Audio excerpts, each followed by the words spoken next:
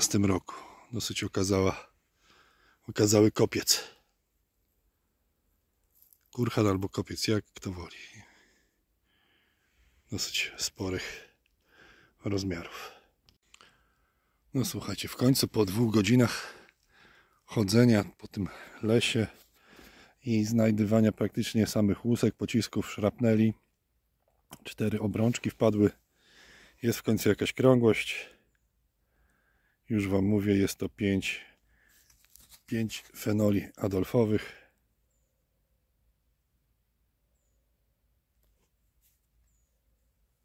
Z 40 roku.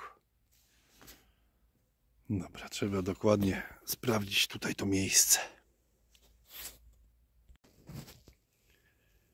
Dla porównania pokażę wam, jak wygląda kula muszkietowa. Proszę bardzo. Jest jeszcze taki odcięty odlewik, a to obok mniejsze kulka szrapnelowa. Tak się różnią. Przepraszam was bardzo. Mogłem was wprowadzić w błąd, pokazując wam kulę muszkietową i kulkę szrapnelową, i na pewno jest to błąd, ponieważ doszedłem do takiego miejsca, gdzie tych większych kulek jest naprawdę dużo i są one też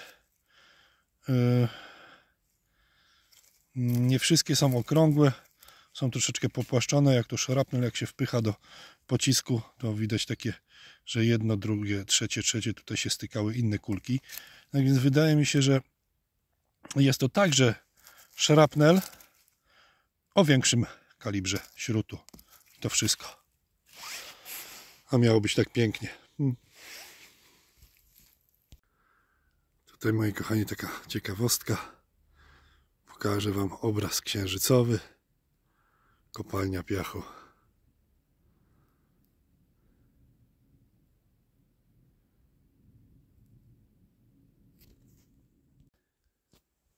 No i co, moi kochani? Poszukiwania śladów po tej bitwie, która się tu odbywała. Oprócz łusek, kulek szrapnelowych, pocisków, pierścieni wiodących i innego tałataństwa, w końcu przyniosła coś ciekawego. Gott mit uns. Fragment klamry. Chociaż, no tak, klamry. Strasznie delikatna, jak widzicie, już dosyć zjedzona. Ale jest. Wychodzona. Gott mit uns. No niestety, ale Boga z nimi nie było. Kolejny element układanki. Proszę bardzo. Czubek zapalnika. Trafiony łopatą, czysty mosiąc. Bardzo ładny.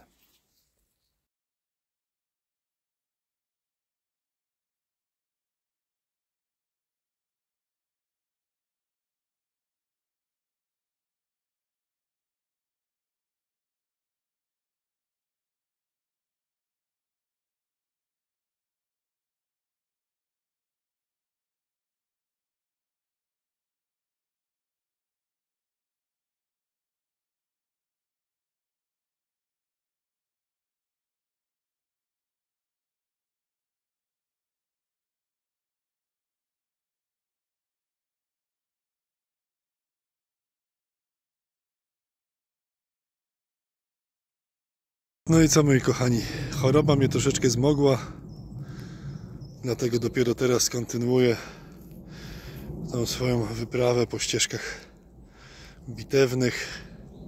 Powróciłem do tego lasu, niestety napadało tego białego badziewia. Tutaj wyskoczyło mi, jakby to wam pokazać, o, jakieś zapięcie, nie wiem, chyba od paska. Mocno skorodowane.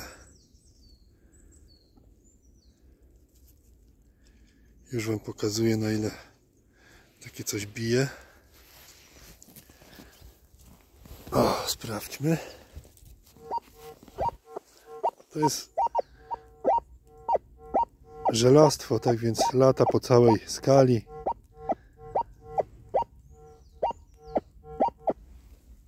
Sygnał nawet nie można go ustalić jako tako, ale jest. Kolejny fragment układanki. No i oczywiście kolejnym nieodzownym elementem takich wydarzeń pociski. Pokazuję Wam ten, bo akurat mi się spodobał. Duży ze względu na jego wielkość. Spory kawał pocisku.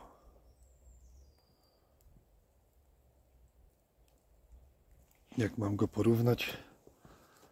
Zaraz zobaczę, czy znajdę w swojej przepastnej torbie z setkami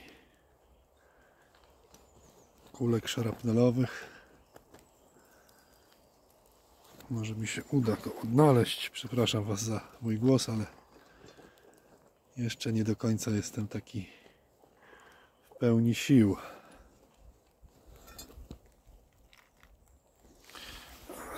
Na przykład tutaj mam pocisk tempołukowy. No więc sobie zobaczcie. To jest tempołukowy.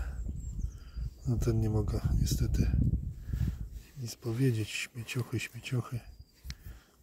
Boże, kulki to są dla mnie przekleństwem. Ale bardzo ważne, aby je kopać, ponieważ ostatnio sprawdzałem i taki sam sygnał ma złoto. To testowałem ją na obrączce, którą znalazł wędrowiec. Miałem sygnał 34, 35. Na szarapnele właśnie mają taki sygnał od 33 do czasami 37. Łódka amunicyjna do Mausera.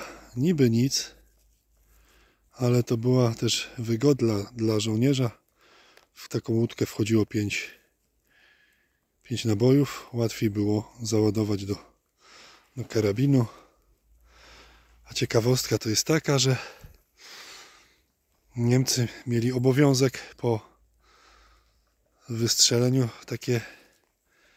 takie łódki zachowywać i zwracać. Czyli zbierać po sobie. No moi kochani, trafiłem na takie stanowisko, typowe stanowisko, z którego był prowadzony ogień. Tutaj już znalazłem parę łusek od Mausera. Jest to dosyć głęboki dołek. Cały czas coś mi tam jeszcze brzęczy. Ja tutaj postaram się pokazać, że leży tam kolejna łuska.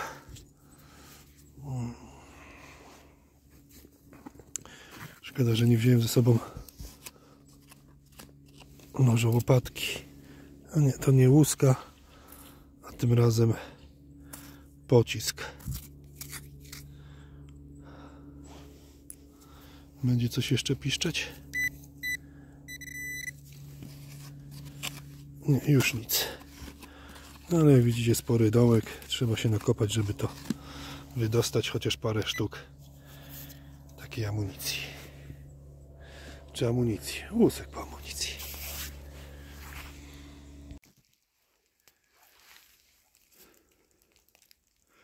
Kulka szarapnelowa. Jakże przeze mnie znienawidzona rzecz, lecz trzeba pamiętać, że jest ona wyznacznikiem tego, co się tutaj wydarzyło. Jakby nie było, taka kuleczka była jedną z najbardziej śmiercionośnych broni tamtych czasów. Pamiętajmy, że żołnierze walczący w tym konflikcie nie posiadali ochrony głowy jakiejkolwiek, bo Pickelhalba nie była hełmem, była skórzaną, można powiedzieć, skórzaną ozdobą. nie spełniała funkcji ochrony. No dobrze, moi kochani, czas na zakończenie tego odcinka poświęconego bitewnym ścieżkom. Zdradzę wam tajemnicę, o jaką bitwę w ogóle chodzi. Była to bitwa pod Janowicami, stoczona na przełomie 1914 a 15 roku, dokładnie między listopadem a grudniem, bo pod koniec grudnia już się praktycznie skończyła. Była to bitwa manewrowa, tak więc próżno tu szukać jakichkolwiek okopów, ale za to ślady są widoczne do dzisiaj. Sporo szrapnela, łusek, jak widzicie jakieś pierścienie wiodące, kawałek zapalnika, uchwyt od plecaka. Takim, można powiedzieć, dodatkiem kolorowym jest te oto kilka gołębich obrączek, jakiś tam PRL, fenolki i fantem, który, można powiedzieć, 100% potwierdza wydarzenia, które się tu odbyły. Jest to nabijka do pruskiego pasa, nabijka do klamry pruskiego żołnierza.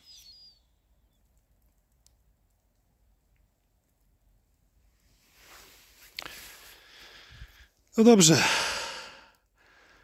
Bardzo wam wszystkim, kochani, dziękuję za to, że byliście do końca tego odcinka. Wszystkich was serdecznie pozdrawiam i zapraszam do kolejnych.